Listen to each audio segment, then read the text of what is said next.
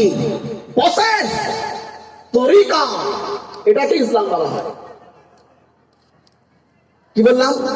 ইসলাম কাকে বলে? প্রসেস, পদ্ধতি, তরিকা, সিস্টেমকে ইসলাম বলে। নবী সাল্লাল্লাহু আলাইহি ওয়াসাল্লামের তরিকাকে ইসলাম বলে।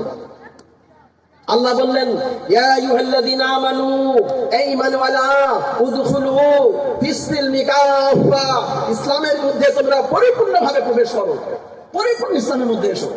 আর ওয়ালা তাত্তাবিউ খুতুওয়াতিশ শাইতান, একটা কাজ যেন তোমার শয়তানের অনুসারীতে না হয়, শয়তানের আনুগত্যে না হয়।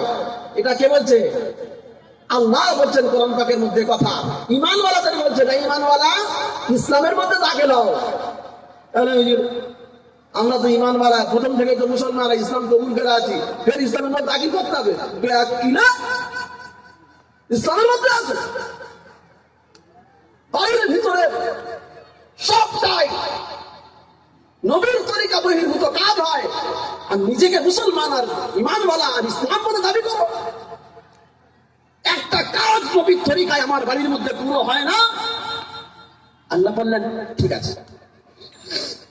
কবরে দ্বিতীয় প্রশ্ন কি করেছে বলুন তো? কি মা দিন, তোমার দিন কি? দিনটা কি? আল্লাহ সারা জীবন বলবে, আল্লাহ তোমার নামাজ পড়ে গেছি, আসতে মাত্রই তোমার তো জিজ্ঞেস করা দরকার ছিল কি নামাজ কত পড়িস, কথা পড়িস, সেটা বল। নামাজ ছাড়া আমরা তার কিছু বুঝি না। আর 100-এর মধ্যে 99 কিন্তু নামাজ পড়ি না। একজন যেটা পড়ি সেটাও না জেনে পড়ি, তার ভিতরে আধা কথা নেই। কিন্তু আল্লাহ এই নামাজ, রোজা, হজ, যাকাত ব্যাপারে জিজ্ঞেস করলে না, কবরের দ্বিতীয় প্রশ্ন করবে তোমার দিন কি? দিনটা কি বলো? একজন কেউ দিন কাকে বলে? ইসলাম। ইসলাম দিনটা হচ্ছে প্যারা নবী সাল্লাল্লাহু আলাইহি ওয়াসাল্লামের সিস্টেমের নাম, তরিকার নাম। সারা বিশ্বকে দুই ভাগে ভাগ করা হয়েছে, একদিকে দিনদার, একদিকে বেদিনদার। কোন জাত নয়, কোন পাত নয়, সারা বিশ্বের সকল মানব সম্প্রদায়কে দুই ভাগে বিভক্ত করা হয়েছে, একটা দিনদার, একটা বেদিনদার।